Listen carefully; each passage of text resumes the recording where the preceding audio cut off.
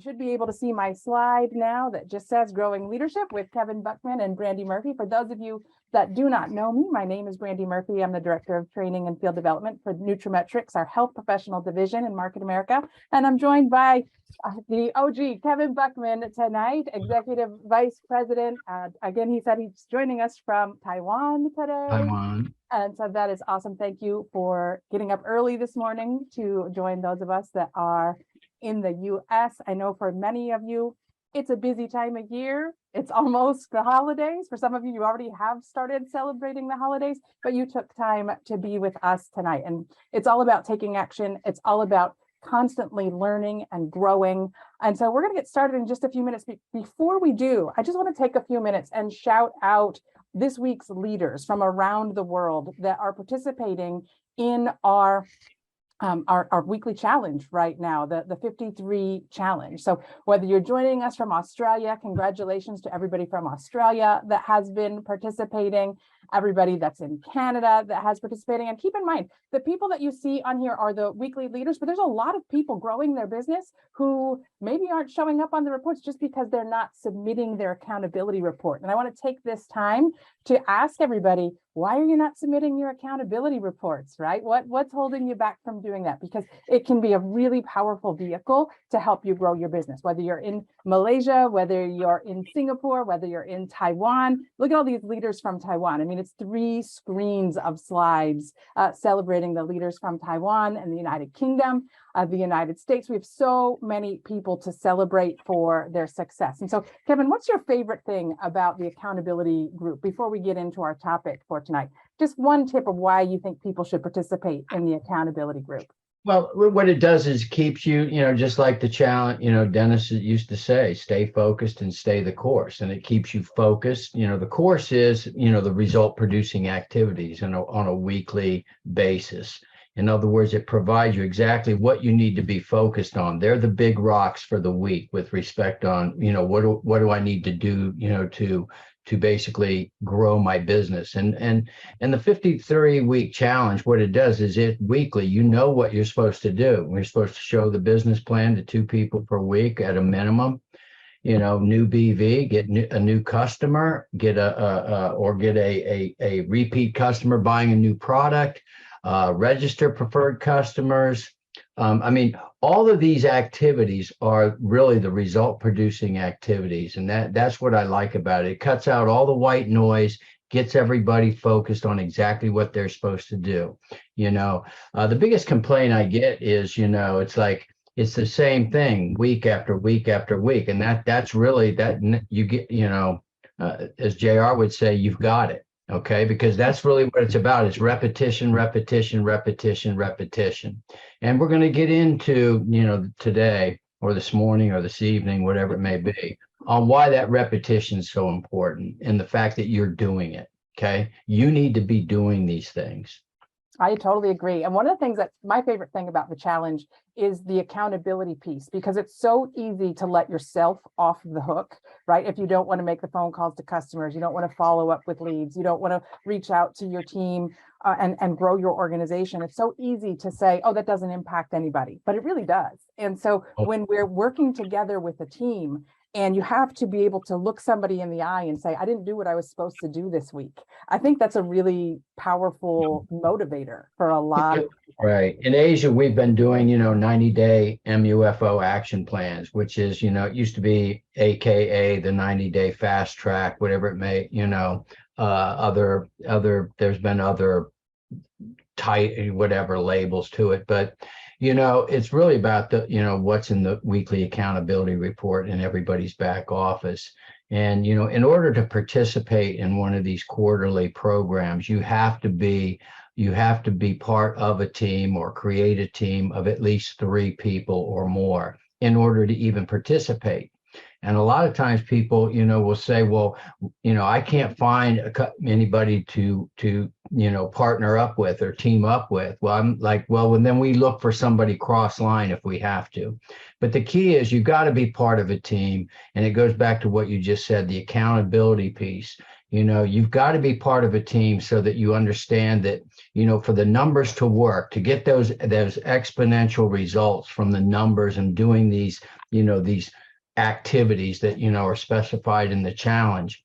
In order to get those numbers, everybody has to do their part. In other words, you have to show the plan to two people, your teammates have to show the plan to two people so that the team can, achieve results. And if, even if each individual doesn't achieve the result, the team itself, because of the numbers, achieves something. So they experience some growth and development that week. So you have to be part of a team so that you realize, you're part of something bigger than just yourself. And like you said, it's too easy to give yourself a pass. Yeah, it is. And so if you're on tonight and you're not part of an accountability group, it's never too late to join one. Reach out to your senior partners, ask them how you can join. And if you don't have a lot of senior partners that are participating, reach out to other people in your area and ask if you can join their team, because it is very, very powerful. But let's go ahead and dig in. And you talked about the result producing activities, and we might have some new people on tonight that don't really understand exactly what we expect people to do. So why don't we dig in right there and let's talk about what are the result producing activities? One of the things that we're doing, the topic for tonight is really about developing leaders, developing leaders. And, as well as in order to develop a leader, you got to lead yourself. You got to set the example. You got to be the example. You got to give something, you have to be able to do something so that your followers, the people you want to lead, have something to model, observe, visualize, participate in, experience. So, part of the big thing for a leader is being able to create vision, being able to let the team know exactly this is the goal, this is the objective, this is what what we're striving for, this is where I want everybody to go if you happen to be the leader. And so I like to start all the time with the end in the beginning, because I think you need to know exactly where we're going. Okay. And we've got 3 slides here that visualize it. Remember, the whole idea is to qualify and requalify as a master UFO. And to do that, the very first step we have to do or complete and achieve really in that process is to make it as efficient and effective journey as possible. We've got to achieve base 10. We've got to be a product of the products that we sell and represent.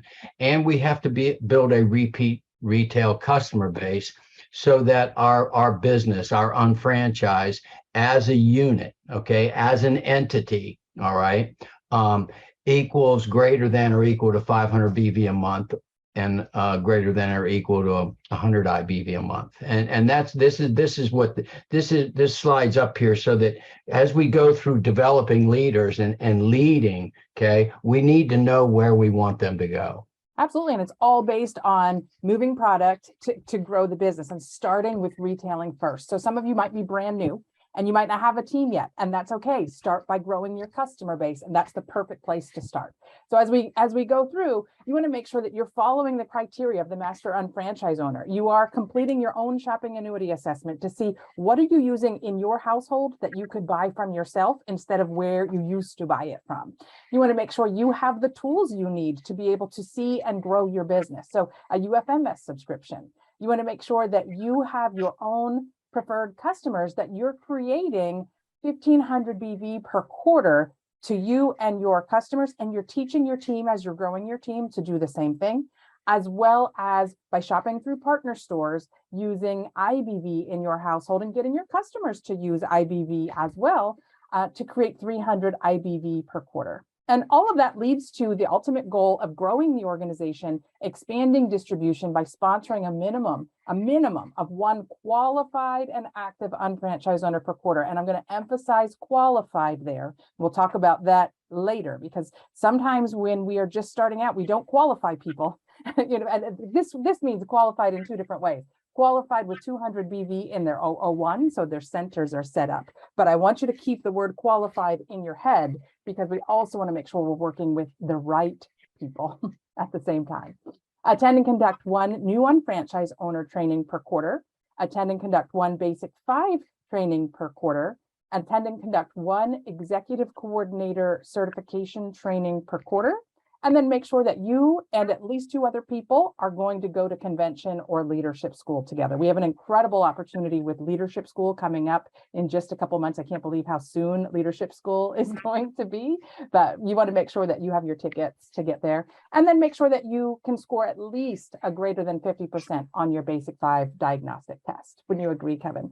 Yeah, absolutely. And the thing is that, and when you take a look at this criteria, and this is why I emphasize achieving base 10, in our previous slide, when you think about it, you got to complete the shopping annuity assessment 1 time per year. Okay. So that's one and done. Your UFMS subscription, you need to have it on auto ship so that you don't mess up and, you're able to accrue volume month to month until you make it through the payout criteria. That's one and done. Okay. If you've achieved base 10, if you've achieved base 10 and have a repeat customer base so that your unfranchised generates 500 BV a month, you're already automatically achieving 1,500 a quarter. Same thing with 100 IBV a month. That's 300 IBV a quarter. So the reason this is so important, achieving base 10, is the first 4 criteria quarterly, so that every quarter, once you achieve it once, if you've achieved base 10, okay, it makes it so you don't have to think about anything except, sponsoring, prospecting, qualifying, and sponsoring 1 new business partner per quarter. And then, it's automatic. Once you get a new business partner, you're not going to just waste, that the most valuable asset you have, which is your teammates. Okay. You're not going to waste that teammate. You're going to make sure they get to an NUOT basic 5 ECCT. Why? Because you want to make it so that they're, be as proficient as possible, okay, at using product, selling product, exposing the business, and getting their people educated. So really, it's all about, so the trainings are no brainer, and buying 3 tickets. If you're prospecting and you're qualifying constantly, there's approximately 6 months in between each major event. So, that's, and if you sponsor 1 per quarter, if you will, that's 1 every 3 months. So you're going to have, you got to have those 2 tickets to set, to sell and duplicate, okay, that same process with your new business partner. And it just makes so much sense, because sometimes people will make the business a lot more complicated than it is. And being able to follow this criteria shows, like you just said, it makes it so easy. You have a checklist to follow. Okay. And then here, when you take a look at base 10, 7 strong, here's the key, we want to get, the very first taste, okay, well, the repeat customer, okay, because that retail profit is repeat. But when it comes to the commissions and organizational compensation, your first taste is, making it so that you're getting that supplemental income that, of, let's say, $300 per month, okay? Now, to do that, if you can duplicate base 10 with Mark, Matt, and Chris, and duplicate, base 10 with Kate, Ann, and Ben, and Jake, okay, that's 3 on the left, 3 on the right at 500 BV or more per month, okay? Forget about all the people doing a little bit here, a little bit there, in between Mark, Matt, and Chris, and all, and people below. I'm just talking about 3 on the left, 3 on the right, sure things. Okay, where you have 500 BV, you've duplicated, okay, 500 BV a month or more being generated by 3 on the left, 3 on the right, you're automatically going to, at a minimum, earn, $300 per month. And that is your first, because it's going to continue. And then as Kate and Mark duplicate the same thing, Ann and Ben and Matt, and Chris and Jake, okay, what happens is it now compounds, and all of a sudden you're getting exponential return on everybody, a few people doing a little bit. And that's the ultimate goal. That the ultimate goal is to be able to create that leverage where it's not you doing everything. And if you don't create leaders and tiers of leadership in your organization, it ends up becoming a reverse duplication type tool where you end up doing all the work and kind of creating a job for yourself. And that's not what this is meant to be. It's all about duplication and leverage. So let's talk again about, how do you seek a leader? How do you become a leader? And what I love about this is it's talking about this eternal cycle of growth, because we can really get stuck in all the nitty gritty, trying to figure everything out. And it's all about bringing it back to the basics. Those 4 key result producing activities that we do: using the products, selling the products, expanding our sales and distribution by working with other people, and then educating our team. It's those simple things, no matter which division you're in. I work with health professionals. Some people will say that's really complicated, but even in our health professionals division, it's these 4 basic components: use the products, sell the products, expand distribution, and sell the tickets to get people educated. Wouldn't you agree? It's not absolutely, absolutely. And these are these 4 things. This is what we do. This is the business. Okay. All the other stuff is nice. It's supplemental, and icing on the cake and things like that. But these are the 4, going back to, the bean jar, and the walnuts. Okay. These are the 4 or the rocks, with respect to your goals and objectives. Okay. These are the 4 rocks of your business. These are the 4 big rocks. Okay. But remember, your success is going to be determined really about, it's going to be predicated on how well you develop as a leader and, are able to influence your team to do the things they need to do in order to be successful. And when you're first starting out in the business, and I will share this with you, even if you've been in the business a long time, okay, it cycles. Okay, you're going to be in a different place all the time. Okay, and we'll get into that. But the thing is to become a leader, you got to be a good follower first. Okay, so the key is you've got to seek out the leader. Okay, part of the time you're going to, because it doesn't automatically come in the sub kit, and no disrespect, but it's not always your sponsor. Okay. Or you could have a great sponsor. They're a great leader, but they just don't seem to be able to give you what you need at this time. But that's why the GMTSS is so important, because you can find and plug in and find, some of those things that you need. But to develop and grow as a leader, you got to be a good follower first. Okay. And it just basically, it's about imprinting. Okay. And successfully duplicating, these 4 aspects of the business within your group. And you got to be able to influence your people, okay, or your business partners, in these areas to do, what they need to do to be successful. I totally agree. And leadership is about influencing people. And sometimes people say, well, I'm not really an influencer, but yes, you are. You might be a micro influencer, but you're an influencer. You are getting people to change their actions. And it starts with your customers, because as soon as you start talking to a customer about a product, you are influencing them to make a purchasing decision. So don't believe that you're not an influencer, because you are. But now we need to talk about, how do we influence an organization? And sometimes I'm glad that you brought up that sometimes it's not your sponsor. There's a lot of people who maybe don't connect with their sponsor, or maybe their sponsor is no longer building. Maybe their sponsor left the business, or maybe their sponsor is somebody that really just wanted to buy products to be able to use them, and they led to somebody that was their job, but they're not really a good leader. So if you don't have the type of leader that you wish you had, I'm going to encourage you to become the type of leader that you wish someone was for you, right? We all have the option to do that. We can become the leader that we wish we had. And to do that, that means that we need to be able to communicate with people. That means we need to help them create and articulate a clear vision and help them determine what their achievable goals are. And that's one of my favorite things to talk about. I know, Kevin, you love talking about goal setting as well, but sometimes we have to do some reality checks with people, right? Because you have to sometimes do a reality check with them to make sure that the goals that they have are achievable. And maybe if that's what they want, okay, we're going to shoot for more than professional coordinator if that is our goal. But we have to know how to inspire people to complete the tasks as well as follow their own goals and objectives. Would you agree? Yes. And people will hear me say this all the time. In order to be the example. In other words, to lead by example, you've got to set the example. You got to be the example. And, going back to Well, I'm not an influencer. Oh, I got news for you. You influence immediately. Okay. I don't care what you do. If you are breathing and you are near an unfranchised owner, okay. I don't care what you're doing, you're influencing. Okay. You're having some impact and influencing whether you realize it or not.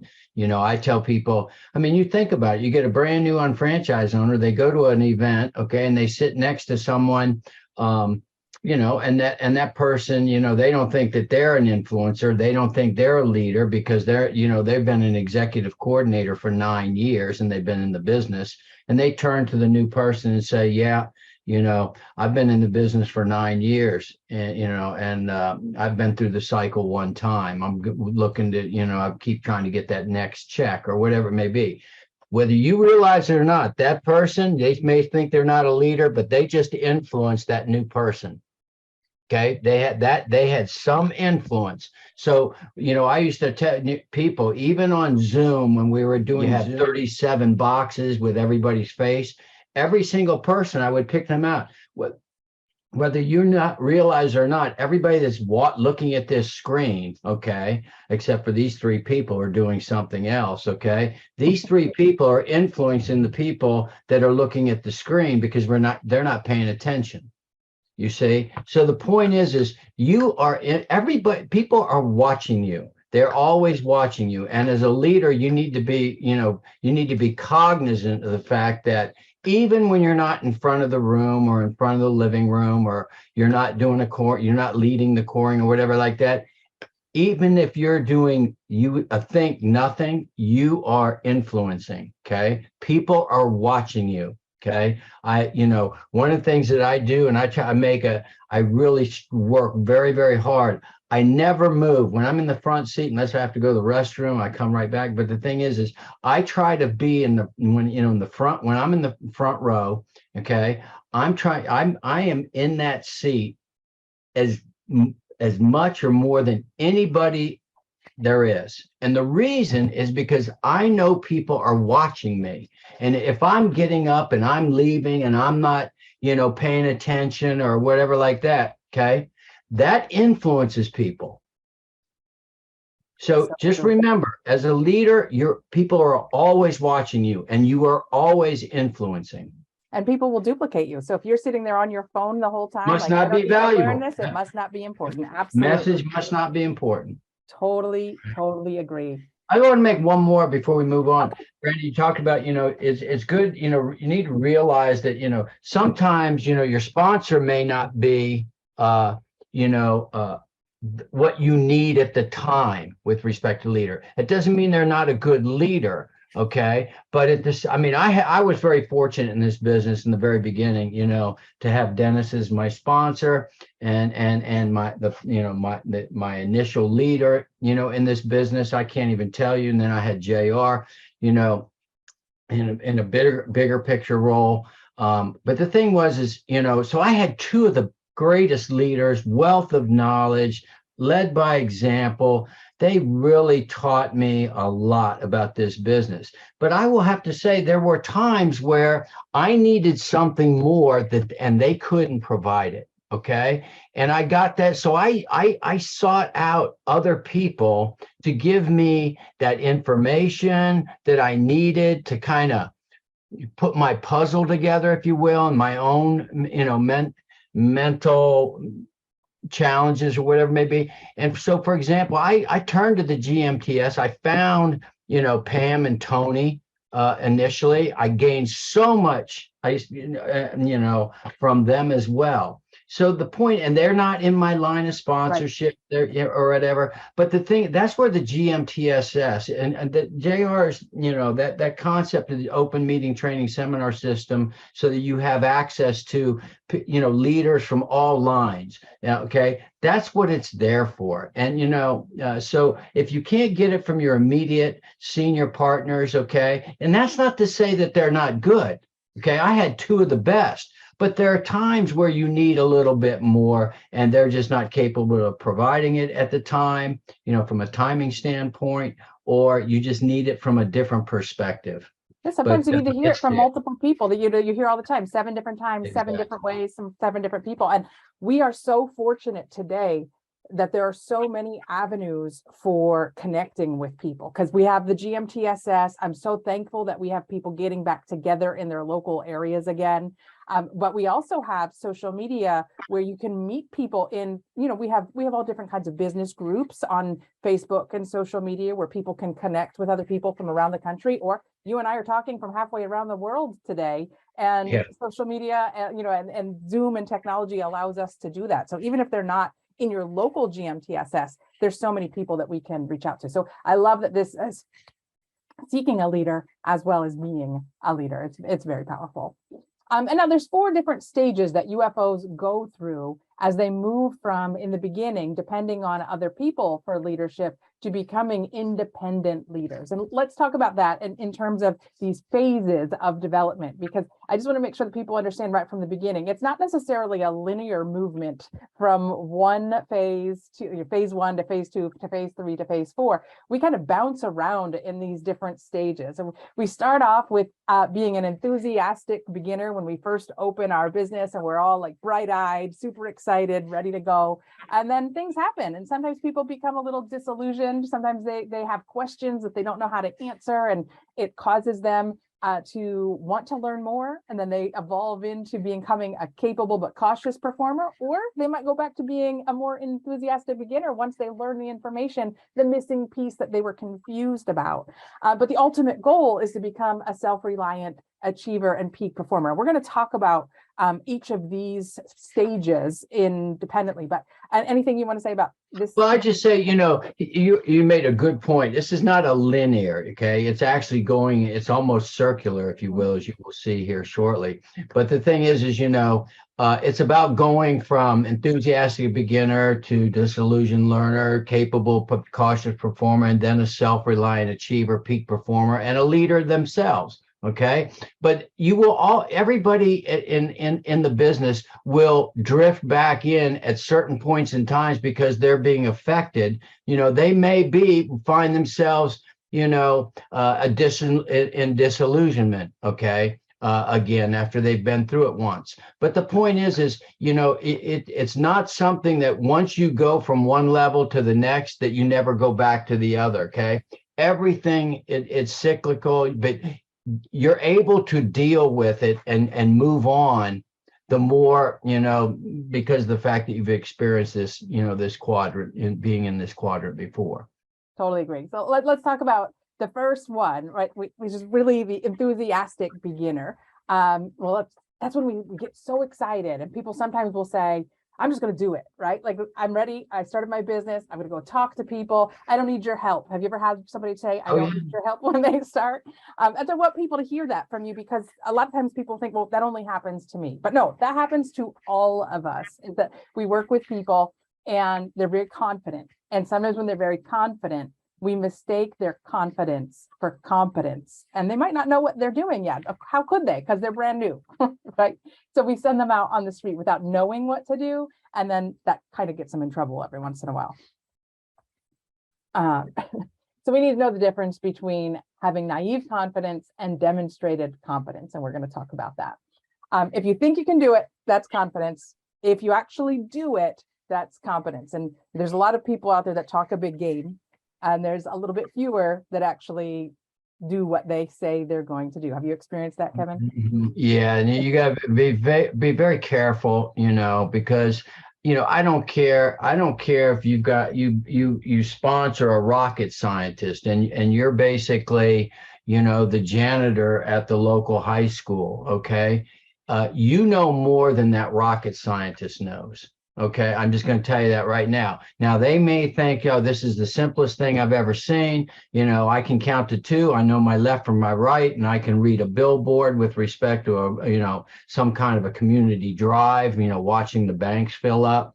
But the point is, there are nuances about the business that even though in your regular 9 to 5, you might be the janitor, a lot more than this rocket scientist, but yet here's what a lot of us fall in the trap. You know, we want to hear, we want to bring on board that self-starter, that person, you know, that really is telling us everything we want to hear and everything like that. But you got to be careful. You know, they're very confident, but it doesn't mean they're competent. Okay. So you got to make sure that they're coachable. Okay. And as a coach, if they're doing the right things and, you know, and they're proving that they can actually do it, then, they're demonstrating that competence. But be very, very careful that we don't allow them to go out into the street, okay, because they said what we wanted to hear and they just get hacked to death. Okay. And then next thing you know, you just wasted a potential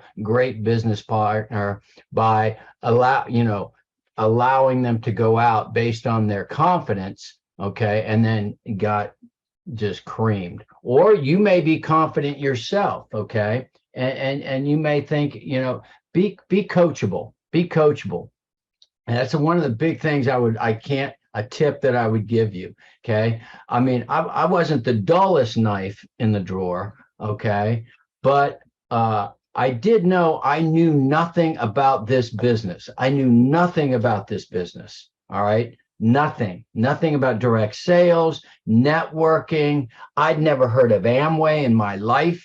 I didn't even have a clue what anybody was talking about. So I knew I didn't know. So one thing I will say, one of the best things that, I will say, I have very few attributes, but one of the attributes I did have, I was coachable. And I really listened to Dennis, listened to JR, listened to Pam and Tony, and I was very coachable.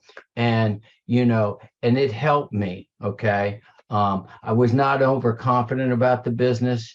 But so I learned from, some of the very best. And I did not allow the fact that, I felt like I, had some level of intelligence.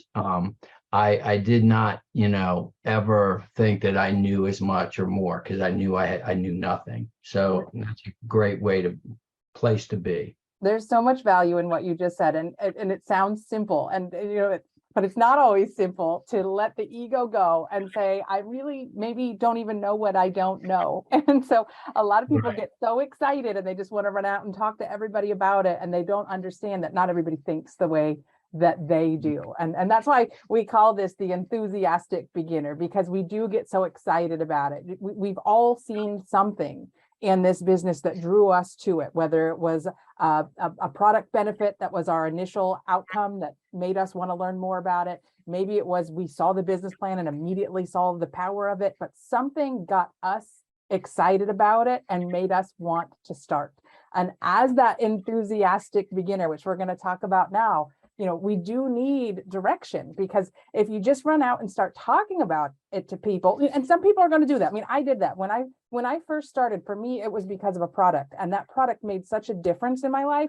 I just wanted to shout it from the rooftops, but I didn't know how to explain it. So I would just talk about this purple powder that made me feel better, and people bought it. And I thought I knew the business, right? Just by saying, oh, this purple powder makes me feel better. You need it too. So I had a lot of good customers that became UFOs very quickly, but I still had no idea what to do. And I needed my team. To help support me with that. So high direction, low support. We definitely want people that are self-starters, like you said, people that are motivated, but we need to make sure that we're giving them the tools so they know what to do with that enthusiasm and they know what to say to people. Yes, and it's critical, at the very beginning, that's the height of your enthusiasm, your excitement, your energy level for the business. I mean, man, you're ready to just go through walls, okay? Because you see it and everything, and you're thinking, this is a no-brainer. I mean, everybody is going to want to do this. I remember that's what I thought. Okay. I was like, this is as simple as 1 + 1 = 2, or A equals B and B equals C. So A's got to equal C. I mean, it is just right in front of your face. And as an enthusiastic, beginner, that's where I was at. And I think I'm no different than a lot of people. But one thing here with respect to seeking a leader and being a leader, we're going to go through these 4 quadrants, okay, if you will, and these 4 stages. And the reason is see, you need to know what you need as the enthusiastic beginner. Okay, you need that high direction, low, you don't need that a whole lot of support because you're ready to go eat lions. Okay, but you need to know that you need to be coached, told what to do. You're already motivated. But the thing is in order to find the leader you need to know where you're at.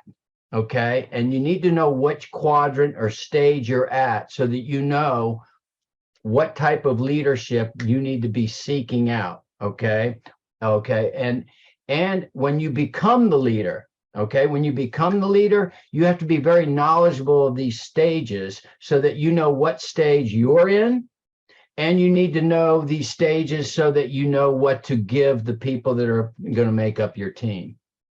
Totally agree. And we have some great tools for these people too. The Getting Started Guide has everything you need in it, to all the actionable steps to help you go back to those 4 result producing activities we talked about. It's going to give you tasks like creating your names list and working through to book appointments, right? So it doesn't have to be difficult. We just need to channel that enthusiasm into activities that are going to produce results instead of just creating busy work for ourselves that does not produce the results.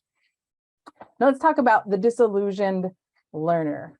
So soon after the beginning, when people start, at some point, they come to the realization, wait a minute, not everybody thinks the way that I do. Why is it that not everybody sees the opportunity the way that I saw the opportunity? Or why is it that, when I saw it, I wanted to learn everything that I could about it. And these people kind of are treating it like this little side hustle, that aren't taking the time to get trained, that don't pay attention to the $1 million cookie that's in their hand, right? Like they're not treating it like the business that it could be. So that kind of creates a little bit of disillusionment, and people step back and say, what's going on? What am I doing wrong? Yeah, this is important. And what you said is extremely important. What am I doing wrong? Okay, that you've got to be really real. This is where you really need to step up as the leader. And this is where you're going to have to really seek out that leadership when you hit this stage. Everybody hits this stage. Everybody. I don't know one person. I've been in this business over 30 years now. I don't know one person in this business from JR down, including JR, has not been in this stage where they not necessarily a disillusioned learner, but and you've been in the business as long as there's times when you get disillusioned because you get very disillusioned and frustrated in the fact that people don't see what you see, and you get frustrated trying to say, it's like, I just don't understand why they can't see this. Okay, and the thing is everybody sees things a different way depending on where they're at the time they're at. So just remember, don't internalize it. When all of a sudden you walk in, not everybody's excited as you are. They don't see it necessarily as simple as 1 + 1 = 2, that kind of thing. Then it's nothing wrong with the business model, I can assure you. Okay. And there is nothing wrong with you. I can assure you of that too. Okay. You may have to modify your approaches. You may have to get some more education so that maybe hone your skill sets down there, but there's nothing wrong with you and there's nothing wrong with the business. Okay. So the thing is you're just going to have to power through this. Being in this stage is a learning experience as well. It teaches you to power through. It teaches you to persevere. It teaches you it makes, what's the song? They say, what doesn't kill you only makes you stronger or something. I heard a line on the radio or something like that. So the thing is it's the same thing here. It's not going to kill you. It's just going to make you stronger. And actually going through these stages in the beginning as well as periodically. Okay. I've been through in these stages many times in my 30-year career in this business. Okay. But the thing is every time I powered through it, okay, I've become stronger and stronger and stronger because of it. So, just because not everybody, sees it like you do. Okay. Right now is timing. timing. I remember the second person, the first day after I enrolled in the business. Okay. I went in the next morning. The second person that I actually approached about the business told me, no, hell no, don't ever come near me again and talk about one of these pyramid schemes. Okay. And I don't even want to hear about it ever again. Okay. So just stay away. I mean, and it was, and I can't really use the language that he really used. And that's Okay. harsh. Just what you said there was Oh, harsh. A lot of but people here do. it was. I was so excited. I was like, oh my God, everybody's going to do this. I went to somebody that I thought, and I would, but here's the thing. He said, no, do you know what? 3 years later, was doing, Market America. Okay. That person before I left New Jersey showed up at a UBP uninvited. He just heard I was going to do this full time. He came, he looked at it, he enrolled in the business that night after he said no emphatically 3 years previous. And guess what? He ended up being the first director I ever had in the business. That's awesome. So I always tell people, no doesn't mean no, it means maybe later. Okay. Right. And some of the people that you talk to who are the most argumentative, that might just be their learning style. That, like, the timing's not right for them, or they might just need to pick it apart in their own head before they can be open-minded enough to get it. But once you get through to them and they understand it, they're the best advocates, right? Because they've gone through the disbelief to get to the belief, and they've picked most people are going to label it a scam, a pyramid, this, that, whatever, or because they're really saying no. They label it that because they want to say no, and they want to back up their reasoning by saying no. But when you really peel back the onion, okay, and you're patient, okay, in time, don't burn your bridge, just don't turn it into World War III. Okay, let it go. Okay, and then just move on so that you can come back to that bridge later. That's what I did with Craig. But the thing is it's timing for most people, and most people don't know what they're saying no to. They don't know what they're saying no, because they never open their mind up to even engage in a dialogue so that you could trade information. Okay. They just emphatically, and what you end up finding out is what they said it's just something they heard. Okay. Right. Once you get them down and have okay, explain to me why you think this is this or this or this. You explain to me this. Okay. I just need to know. When you find out and you put them, they can't explain it. What it is they heard it from somebody who was a friend of their mother or their sister or brother, who heard it from a friend of a friend of a friend, that anything that looks like this, sounds like this, whatever, is this. And they're letting people, rather than making educated decisions themselves, they're letting other people's comments, because it's just easy. It's easy. Like you said, we all go through that. And so if you're at that point, seek out coaching to help learn how to overcome that, so that you don't stay disillusioned and you can move into the next level, which is becoming a very capable but cautious performer. Because once we've had those scars a little bit, like that was a painful experience when he was so harsh with you, right? And so you had to come back and kind of lick your wounds a little bit, and then get excited again and want to move forward. And then soon, and then and just keep moving forward. JR used to always say, just tie a rope around your waist, just hang on, and just keep being drugged or pushed or whatever forward. And all of a sudden, when you start to experience some smaller successes, or successes of any type, success breeds success. You become more, confident. You're much more capable because you've learned so much through adversity. You're still a little cautious because you still that person, that negative person, is always going to raise its head, but you are performing, and you are basically starting to set the example, and that others will follow.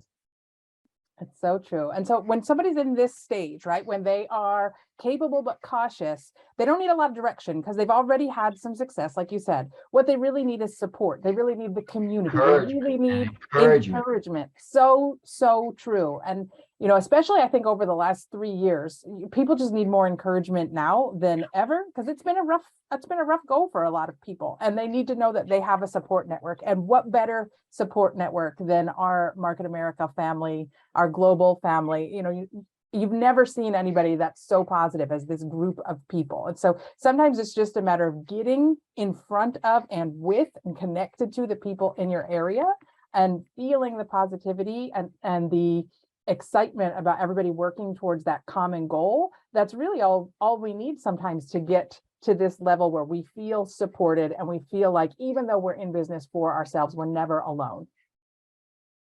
Yep. And so then we move into becoming a self-reliant achiever, the ultimate goal, the peak performer.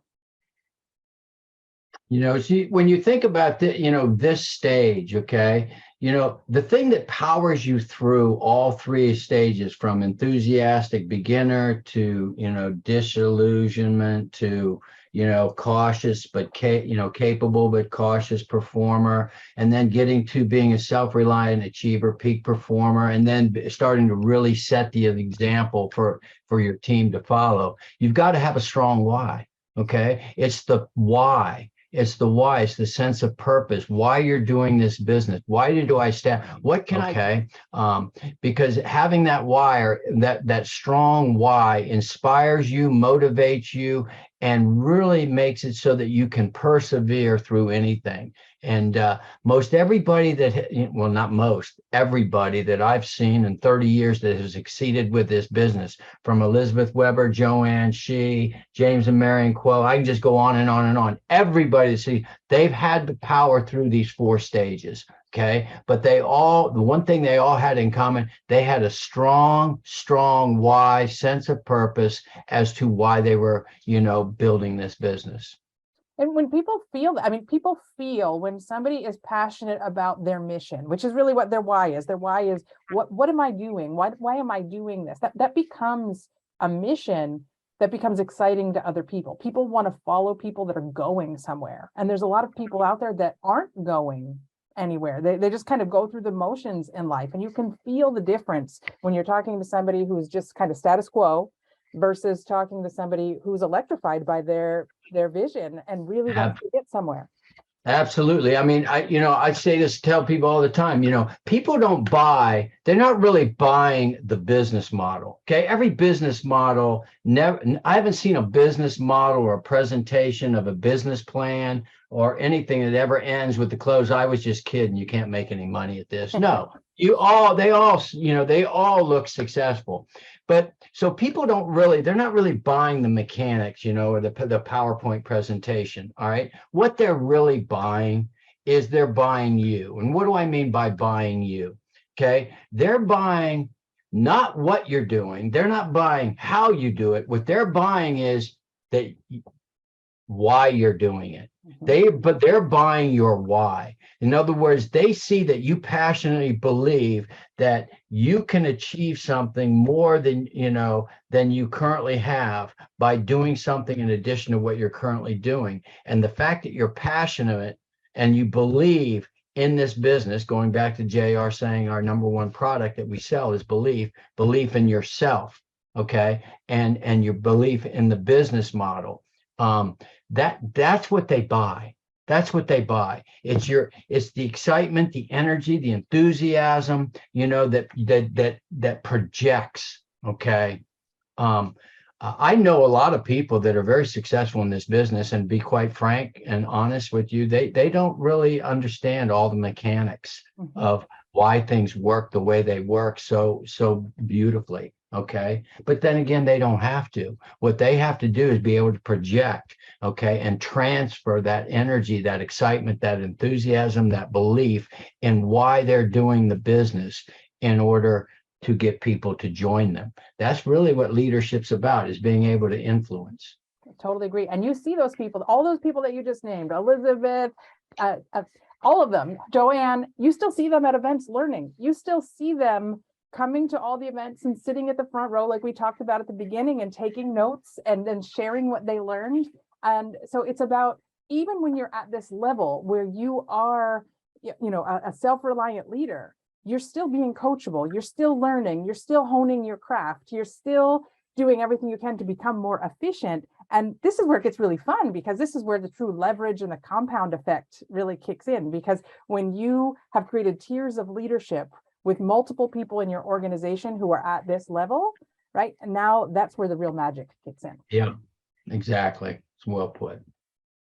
And so you guys are on a journey, and we're on a journey. Every single one of us are on a journey, and our goal is to manage our journey to go from enthusiastic, I can't talk, to a self-reliant achiever. And we're going to weave and bob and go back and forth. It's going to be cyclical, but whenever we need support, we have support, whether it's through our sponsor, whether it's through a senior partner, whether it's through a mentor in the organization, even if they are not connected to you. Maybe it is somebody that you meet at a GMTSS event. Maybe it's somebody you meet in a Zoom or online. It's all about making sure that we're staying on focus and staying on task with our result producing activities. So to summarize, we have just a couple more comments for you. In order to be a good leader, you first have to be a good follower, and you have to know when to listen and when to talk. To be a good follower, you have to have a leader. So reach out to people on your team or around you. It's your responsibility to find that leader. And I love, Kevin, that you shared, even though you had the two best in the business, that there were times when you needed support from somebody else. I think that's a really powerful example. True.